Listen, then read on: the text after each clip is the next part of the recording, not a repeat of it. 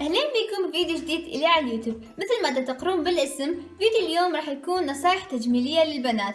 هاي النصايح أني شفتها جربتها وكلش عجبتني وصرت استخدمها تقريبا كل يوم. ومثل ما تعجبني هاي النصايح أتمنى أنه تعجبكم وأتمنى أنه تستفادون منها وتستخدموها بحياتكم اليومية. طبعا ما أعرف شنو سالفة الإضاءة، بس دا أبين كلش بيضة، دا أبين كأنه زومبي، يعني مع العلم أني سمرة بس دا أبين كلش بيضة بالفيديو. فسووا نفسكم متى تشوفون، يعني غلسوا بالعراقي. وخلونا ننتقل للفيديو. إذا تريدين ريحة شعرك تكون طيبة بس ما عندك وقت تغسليه، فكل اللي تحتاجينه هو عطر مشط مثل ما تشوفين بالفيديو. بترشين رشة عطر على المشط وتمشطين شعرك بيه، وبهاي الطريقة راح تصير ريحة الشعر كلش حلوة وطيبة.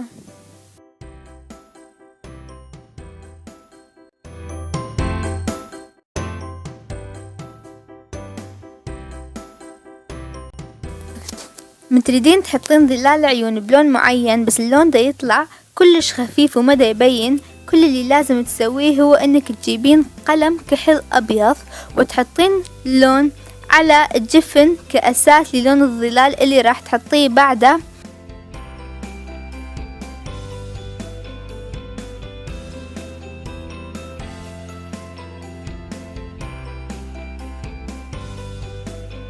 وبهاي الطريقة من تحطين ظلال العيون راح يطلع اللون كلش غامق ويبين بوضوح، مثل ما تشوفين الفرق كلش واضح بالفيديو.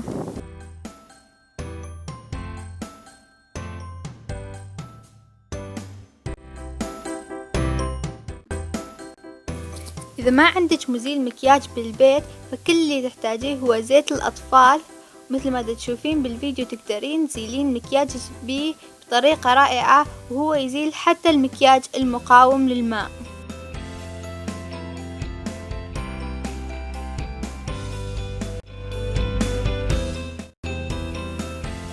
إذا تريدين تخبزين وجهك بس ما عندك البودرة المطحونة، فكل اللي تحتاجيه هو أي بودرة عندك بالبيت وشيحات، وتسوين بالشكل الموضح بالفيديو حتى تصير البودرة مطحونة.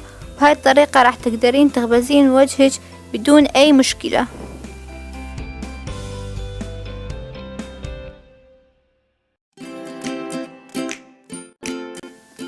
إذا تريدين شكل شفايفك يبين أكبر فكل اللي تحتاجيه هو قلم كحل أبيض، وتحطين اللون على المنتصف فقط، وبعدين بتحطين لون الحمرة اللي تريديه، وبهاي الطريقة مثل ما تشوفين بالفيديو راح يبينون شفايفك أكبر. كلنا نضوج من يصير هيك بجواربنا شفافة، بس على مود ما تصير الفتحة أكبر كل اللي تحتاجيه هو صبغ أظافر شفاف، وتحطين الصبغ على المنطقة الممزقة، وبهاي الطريقة ما راح تصير الفتحة أكبر.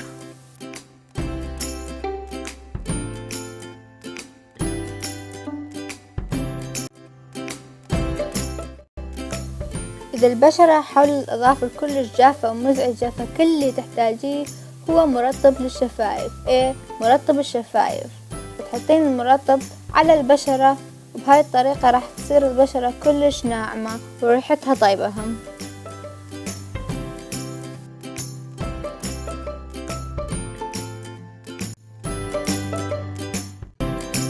إذا شفايفك كلش جافة وما يفيد مرطب الشفايف بشي، فكل اللي تحتاجيه هو كيس شاي أخضر مبلل، وتحطين الكيس على شفايفك لمدة 5 دقائق، وبعدين راح تصير شفايفك كلش ناعمة. وبهذا نكون وصلنا اليوم لنهاية هذا الفيديو. أتمنى أن النصائح أعجبتكم وأن تستفادون منها. لا تنسون لايك واشتراك بالقناة حتى تشوفون الفيديوهات الجاية، يعني تضغطون على المربع الأحمر جوا الفيديو على مود كل ما أسوي فيديو يجيكم بإشعار أنه أنا نزلت فيديو. وإذا تريدون تقدرون تضيفوني على مواقع التواصل الاجتماعي اللي راح أحطها بصندوق الوصف. بلا ما أطول بالحكي أشوفكم بعد كم يوم